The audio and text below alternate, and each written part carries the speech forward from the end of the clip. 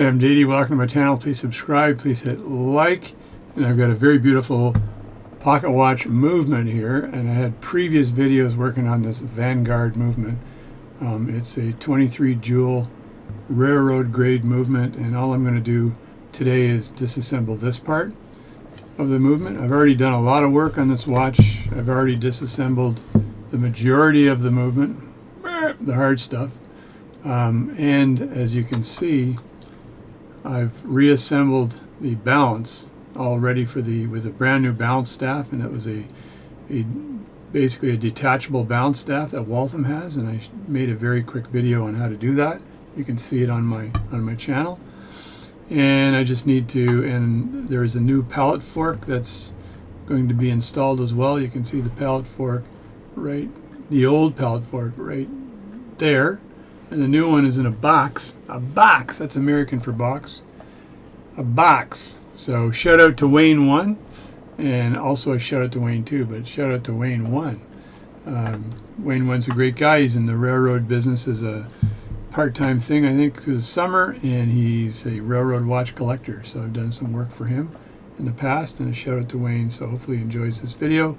He says he likes my videos. So I'm going to disassemble this watch, the remainder of it, clean it, and then reassemble it.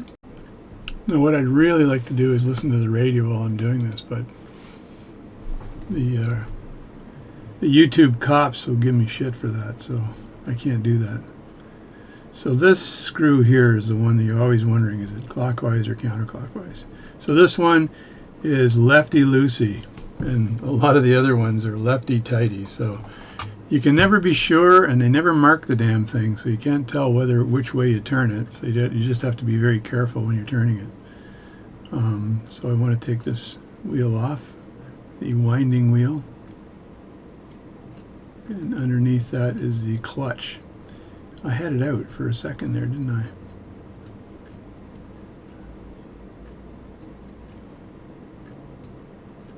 Oh, there we go. I take that out first, and then this here. And there we go.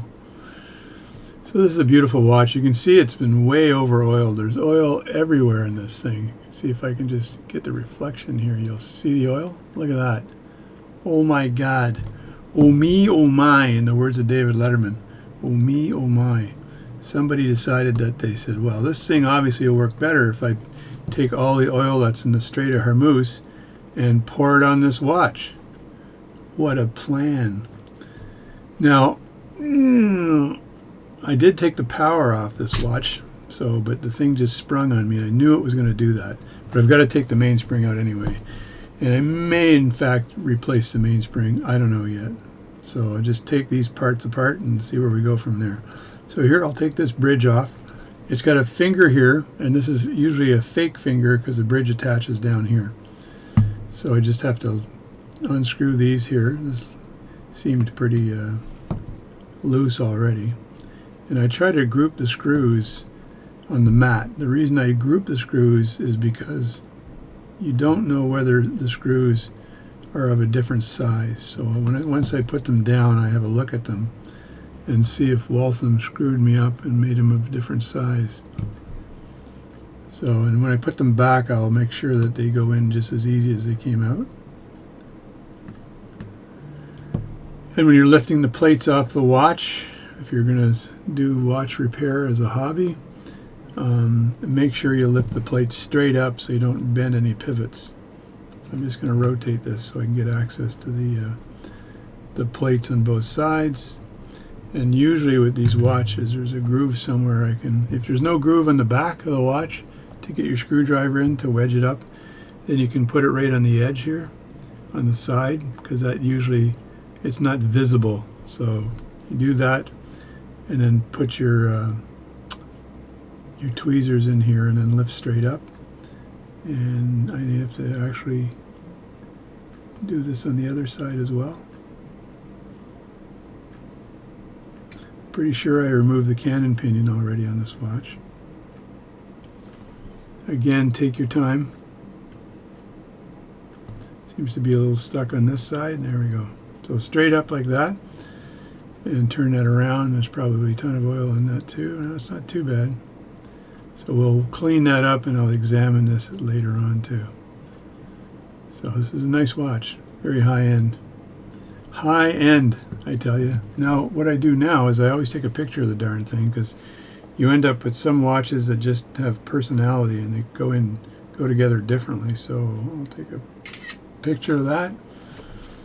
Done. I can remove this wheel, I think, straight up. I believe I removed the cannon pinion on this watch already. Let me have a quick look on the other side. Yes, I did. So the center wheel should come straight up. Seems to be tight as hell. Oh yeah, that was really tight. So it's seized in there. So now it's loose again. Just put these wheels out of the way. Sometimes you can get this wheel up without removing the other plate, which is great. And this is the fourth wheel, and it's got the seconds hand pivot for the seconds hand. Got to be very careful with that, and I'm putting that aside here. And this is the escapement wheel, and the escapement wheel plus the balance and all the rest of that stuff is all called the escapement. So that's good there. That's done. And I took my picture, so I'm good. This is the Myers number 58 movement holder. It's got a little button on the side to release, and when you screw this in, there's no pressure on the movement because it's sprung, so this pressure is on the spring itself. So that's good. And you got to have control when you're loosening these screws. The control means that you do it with intent, with vigorous strength, but you have to be prepared to provide a lot of force sometimes, because these old watches, sometimes they haven't been apart for 100 years. I've had some old watches over the years that have been crazy difficult to take apart. So just have to make sure you're good with it. And there we go. And I like to do one screw at a time. That's the way I've always worked here. And then I'll just put my screwdriver in there. And even the mainspring seems to be stuck to the top of the bridge. This thing there's the mainspring stuck to the top. Now these wheels here are for the wind indicator, so you got to be very careful with that. So what I'm going to do is take a picture of this so I know which direction this goes in for reassembly. And I'm going to take a picture of this.